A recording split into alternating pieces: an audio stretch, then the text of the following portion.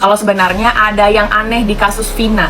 Kalau gitu kita ambil dari keadilan untuk Eki ya. Karena di sini perkaranya adalah yang menjadi target utama dalam pembunuhan tersebut adalah Eki. Namun kemudian cerita dibalik.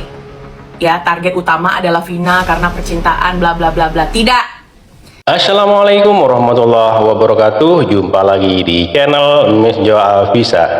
Pada video kali ini saya mau berbagi informasi seputar kasus pembunuhan si Vina Cirebon, yang mana Ibtu Rudiana dan Polda Jawa Barat terjerat dalam kasus Vina Cirebon ya. Sampai saat ini Ibtu Rudiana itu tidak pernah muncul lagi, sampai-sampai Hotman Paris pun menanyakan tentang keberadaan si Ibtu Rudiana ini, karena menurut si Hotman tidak pernah menjawab atau tidak pernah bertanya. Setelah di DM lewat Instagramnya tidak pernah ada jawaban. Tapi sebelum masuk ke videonya, alangkah baiknya teman-teman yang sudah subscribe saya ucapkan terima kasih ya, dan yang belum subscribe silahkan subscribe dulu ya. Yuk, seperti apa videonya? Langsung saja menuju ke TKP. Let's go.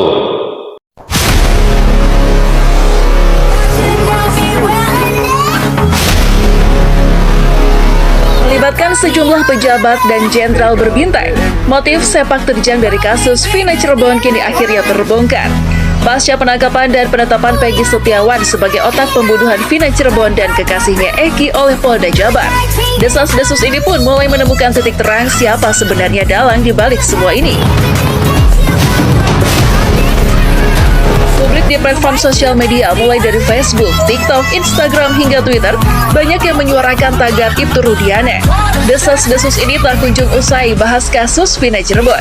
Salah satu seorang wanita lantas dengan lantang dan tegas membahas seputar kasus Vina Cirebon yang motifnya memang disinyalir oleh Ibtu Rudiana. Faktanya, kasus Vina Cirebon ini bukanlah berlatar belakang percintaan, melainkan adalah motif dari kapal penyeludup narkoba dan sepak terjang Ibtu Rudiana, ayah korban Eki. Akhirnya wanita ini berani menyebut siapa saja aktor sebenarnya di balik kasus Vina Cirebon ini. Bahkan ia dengan lantangnya menyuarakan kepada Presiden RI dan jajaran aparat lainnya untuk mengusut tuntas kasus ini. Seorang Ibtu ya Rudiana, bapaknya Eki, 2010, 11, 12, 3 sampai 16 itu sedang mengurusi, merinding bulu kudus saya, sedang menangani kasus yang namanya bubuk melalui kapal besar diketahui oleh anaknya Eki. Ini harus benar-benar sampai ke telinganya Bapak Presiden. Usut Kapolri pada tahun 2010 sampai 2016 lalu itu dipanggil kembali, seharusnya dia mengetahui itu. Seorang orang tua Eki ini posisinya terjepit. Bandar itu sasarannya adalah Eki. Atas suruhan bandarlah anak-anak geng itu menghabisi yang namanya Eki. Ya, tidak ada unsur soal-soal Linda atau yang namanya Pina, dendam dan sebagainya. Tidak. Intinya, kuncinya, saya mencurigai bulu kudus saya. Ini saksi merinding ya. Ini jam berapa ini? Jam 5.47 menit. Tanggal 1 ya hari ini ya. Apa tanggal 31? Nah, saya ungkap.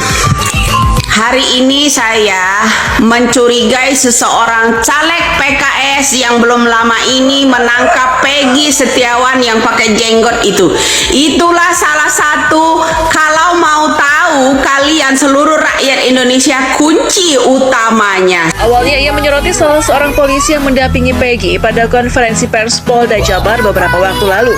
Wanita tersebut mengatakan bahwa polisi itu tahu aktor utama kasus Vina Cirebon. Ia menyebut bahwa kasus Vina Cirebon melibatkan jenderal-jenderal dan bandar narkoba. Si wanita ini juga tidak segan menyebut nama ayah Eki, Ibtu Rudiana, adalah dalang di balik kasus tersebut. Dilanjut bahwa polisi yang mendampingi Peggy di Konpres Polda Jabar mengetahui soal keterlibatan geng motor dan bisnis narkoba pada kasus Vina Cirebon.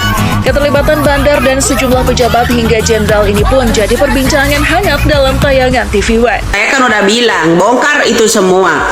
Ya, Bandar itu sangat dekat dengan orang yang menangkap Peggy Setiawan, seorang yang namanya buruh bangunan itu ya, kuli bangunan. Itulah orangnya. Saya tidak bohong ya, saya tidak bohong. Saya berani taruh. Itulah orang salah satu kuncinya. Salah satu kuncinya itu ya. Saya mencurigai yang namanya caleg PKS itu mantan caleg PKS ya. Saya bukan fitnah. Tapi salah satu orang itu adalah menyuruh yang namanya anak geng-geng motor ini, termasuk yang namanya Peggy lah, Aldo lah, orang yang memukul yang namanya Eki itu adalah Aldo, suruhan si Bandar. Oke, suruhan si Bandar. Si Bandar sangat dekat sama orang yang belum lama ini ketangkap di supermarket sedang membeli celana yang berjenggot. Kalian perhatikan, saya memperhatikan itu ya. Setiap ada postingan di media sosial ini, selalu ada orang itu di depan pakai kamera.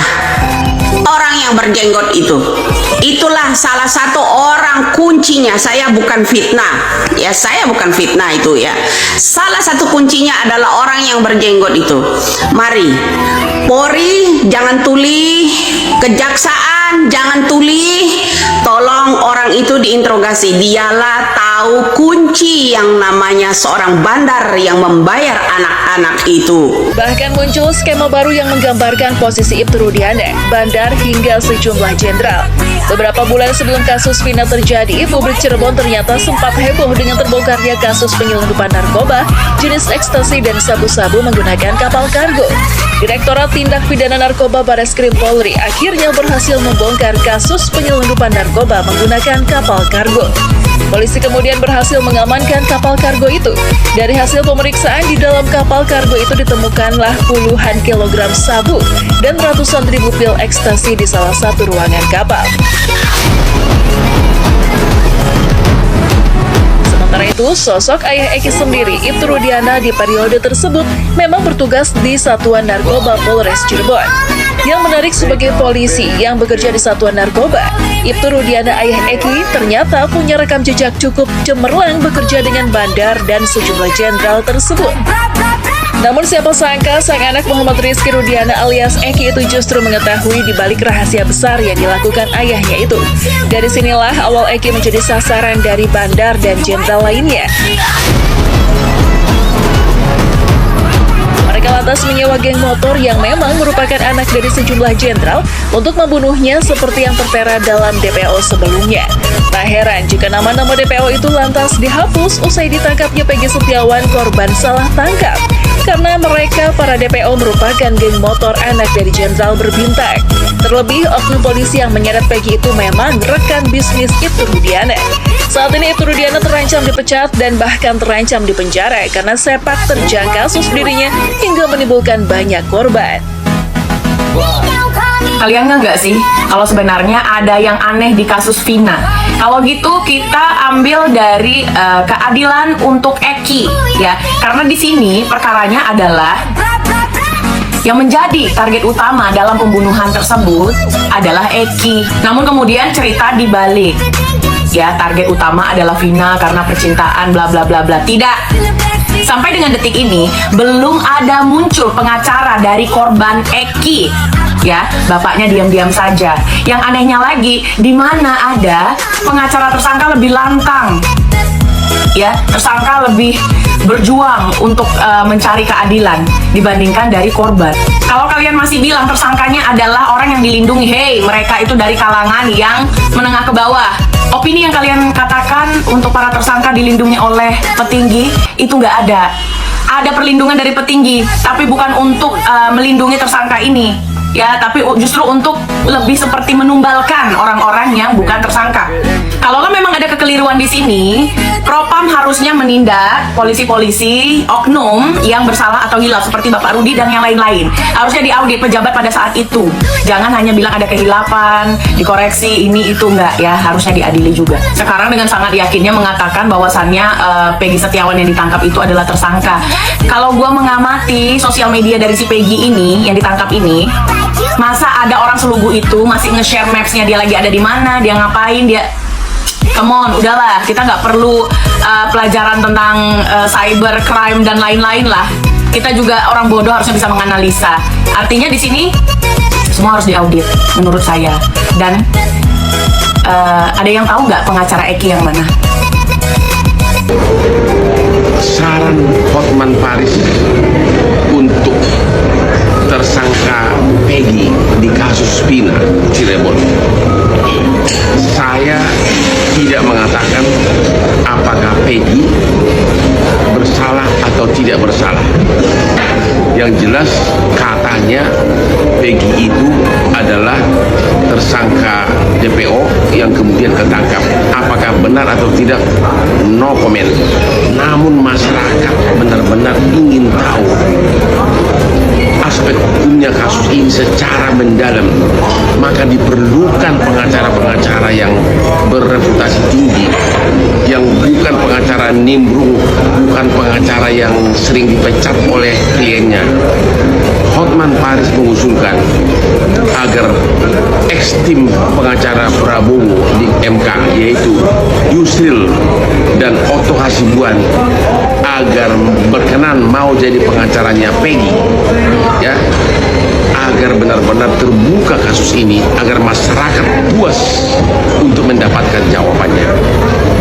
Hotman tidak bisa mewakili Peggy karena Hotman sudah menjadi kuasa hukum dari keluarga almarhumah Vina. Tapi jangan sampai libatkan pengacara-pengacara yang moral-moral pinggiran, yang sering dipecat oleh kliennya, yang sering minta duit sama kliennya, sana sini pasang kaki dua. Karena sekarang ini ada beberapa oknum pengacara yang mulai nimbrung, pengen masuk, pengen ngetop seperti Hotman, ya. Jadi saran saya agar Pak Yusril dan Otto Hasibuan dan tim kuasa hukum Prabowo di MK mau jadi pengacara dari Peggy untuk membuktikan apakah Peggy itu bersalah atau tidak. Kita perlu pengacara pintar dan reputasi tinggi, bukan pengacara murahan yang mau nimbrung, mau ikut masuk kok. Jadi itu ya teman-teman, video kali ini membahas seputar kasus pembunuhan Vina dan Eki di Cirebon ini ya. Dan di video ini banyak yang menceritakan tentang kasus-kasus yang terjadi di Cirebon ini ya, termasuk ya kasusnya Vina Cirebon ini ya teman-teman, yang mana Ibu Widya yang mengungkapkan di situ di tahun 2010, 11, 12 sampai 16 ada bukan transaksi ya, ada penyelundupan bubuk satu kapal katanya ya, dan pada saat itu ditangani oleh Ibtu Rudiana, yang mana Ibtu Rudiana itu dulu menjabat sebagai Kapolsek atau Kapolres Cirebon ya, antara itu ya teman-teman. Ya mohon maaf ya kalau saya salah menyebutkan ya teman-teman. Yang jelas pada saat itu Ibtu Rudiana itu menangani kasus bubuk yang satu kapal itu ya teman-teman, dan penanganan itu terbongkarlah ketahuan oleh anaknya yang bernama Eki. Maka si Eki ini jadi incaran para bandar dan juga jenderal-jenderal yang membackingi pada saat itu ya teman-teman. Makanya si Eki ini sampai dibunuh seperti itu dengan cara kalau menurut informasi dari Ibu Widya ini, si bandar ini menyuruh si polisi yang yang berjenggot itu untuk mendekati si geng motor dan untuk menghabisi si Eki ini, sasaran utamanya adalah Eki. Jadi itu aja ya teman-teman yang bisa saya sampaikan pada video kali ini. Mohon maaf apabila ada kata-kata yang salah, yang kurang berkenan, mohon dimaafkan. Dan buat teman-teman yang baru menemukan channel ini, mohon dukungannya dengan cara subscribe, like, comment, and share, dan nyalakan loncengnya agar tidak ketinggalan video-video menarik lainnya. Terima kasih, sampai jumpa di video selanjutnya. Wassalamualaikum warahmatullahi wabarakatuh.